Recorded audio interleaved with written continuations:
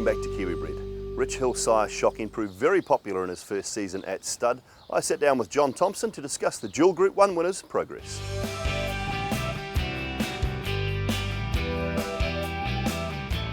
Well, John, Shocking arrived at Rich Hill stud last year. Can you tell us a little bit about how you acquired him? Well, I was over at the Sydney Easter Sales selling yearlings, and I was in Coogee Bay just walking down the street, and I ran into a couple of old friends of mine, Gary Mudgway and Troy Corsons, and they said we should get together and have dinner that night, which we did.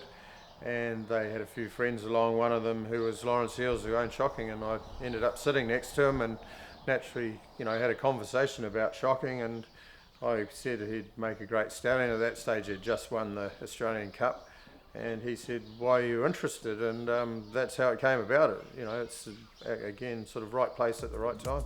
300 metres to go. Here's Shocking after Crime Scene, who'd hit the lead. Harris Tweed was rider out, and then Sailor Gear and Elko Pop. It's Crime Scene and Shocking racing clear at the 200 from Elko Pop. It's on the outside, Shocking and Crime Scene. Shocking with his head in front of Crime Scene. Shocking drawing away. It's Shocking to win the Melbourne Cup from Crime Scene. Marillion Cup from nowhere to grab third. Heart of Dreams with a lot to do. Shocking is coming home. 200 left to go. Plain God hit the front. Out after him, Linton. Here comes Shocking. Shocking storming over the top of Linton. 100 left to go. Shocking takes the lead. Races away. Shocking comes away. Wins the Australian Cup by 2 to Linton. His runs have all been quite phenomenal, the way he's won his races, and we all remember his Melbourne Cup win. Sat 3 wide. He probably covered 4,000 metres and he still ran away from them, but he was able to do it. If you watch his maiden at 1,300 metres, he was able to sprint away from them, and obviously his Mackivy Diva Stakes win, if you look at that, there's 3 Group 1 winning milers behind him, and of course he won a Group 1 weight for age at 2,000, the Australian Cup, so everything you could ask for, really. By Street Cry, what's appealing about the pedigree? Street Cry is one of the toughest, soundest Mr. Prospector line horses at stud, and he is one of those stallions that's had good horses in America, England and Australia, which is fairly unusual for a lot of the shuttle stallions. And of course he's out of a Danehill mare. Well, that just adds everything to the horse. How would you describe him as a stallion?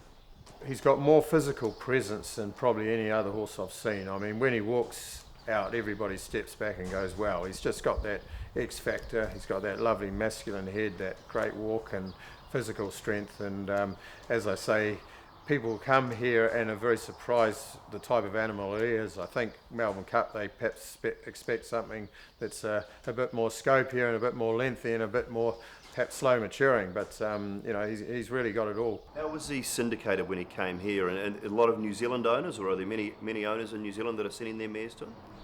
Yeah, well, he was actually a very easy horse to syndicate. I wasn't 100% sure at the time because he was a Melbourne Cup winner, but everybody saw through the fact that he was a Melbourne Cup winner meant he was tough and sound, but he also had brilliance, and he was very, very easy to syndicate, and a number of Australian breeders wanted to be involved. In fact, they were a little surprised that the horse didn't go to stud in Australia.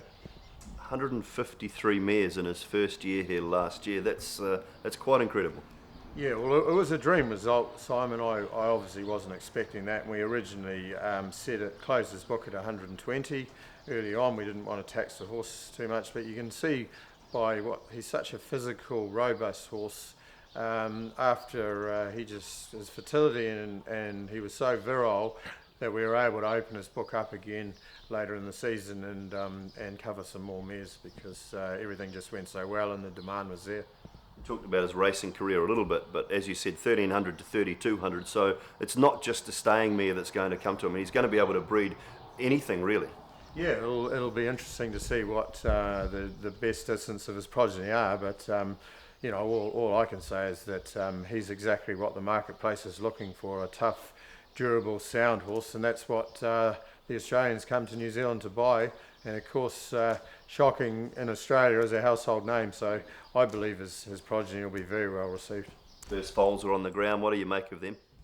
Well, fortunately, some of them have got their father's characteristics, their father's head and their father's conformation. It's only early days. There's only half a dozen on the ground at most that I know of.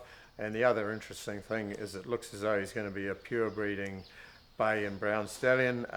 Every foal I know of, including a couple in Australia, are bays or browns, and including a couple of ours out of chestnut mares who've thrown chestnuts in the past. So I'm willing to bet now that he'll be a pure breeding bay stallion like his illustrious grandsire Dane Hill was. With the popularity last year, and as we talked about, 153 mares, $12,000, any thought of putting it up this year? I mean, I know he's remained the same. Was there any discussion with that? Yeah, well, actually, there was a little bit of discussion about it, but I'm a great believer with my stallions, as you'll see, that all the horses we've had, we've set a horse at a fee, and we haven't wavered for that fee, from that fee until the stock hit the racetrack. And he was considered extreme value, obviously, at 12,000, and the results reflect that.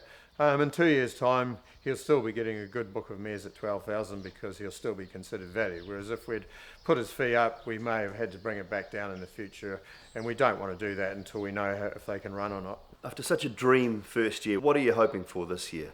Well, look, there's always a natural step back, but as I said, the horse has got a great syndicate behind him. So we're hoping that we can serve between 90 and 100 in a second season, and the indications are at this stage we will. Shocking certainly stamped himself on his first foals, and we look forward to following them through the sale ring. Now it's time for our Dunstan Horse Feeds Pedigree of the Week. As far as hitting the breeding jackpot goes, Murray and Joe Anderson have sealed the deal. The couple bred this month's Group 1 Spring Champion Stakes winner Dundeel, or It's a Done Deal, as the Murray Baker trained High Chaparral colt is known in Australia. From a broodmare band of just 2, the Andersons sent their Zabeel mare Star Real to High Chaparral to produce the colt who took his record to 5 wins from his many starts when he won the Randwick 2,000 metre 3-year-old feature, having won the Group 3 Gloaming Stakes in Sydney the start before. Now the hot favourite to win the Australian $1.5 million Victoria Derby at Flemington next month, Dundeel has the pedigree for staying success. Along with stallion influences such as High Chaparral and his champion sire Sadler's Wells, Zabeel and his champion sire Sir Tristram, Dundeel's granddam was Starring, who won the Group 1 New Zealand Oaks in her classic year and was also the winner of the Group 1 Bluebird Classic at Ellerslie. Rather than sell Dundeel as a yearling, the Andersons syndicated him for $150,000. And now there's plenty of part owners sharing the joy each time the colt wins.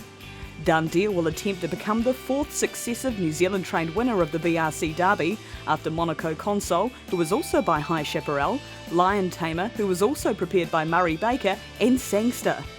High Chaparral formerly stood at Cambridge's Windsor Park stud, but these days shuttles to Coolmore, Australia, where he stands alongside his best son, champion Kiwi Bred galloper So You Think. This week's Pedigree of the Week was proudly brought to you by Dunstan Horse Feeds.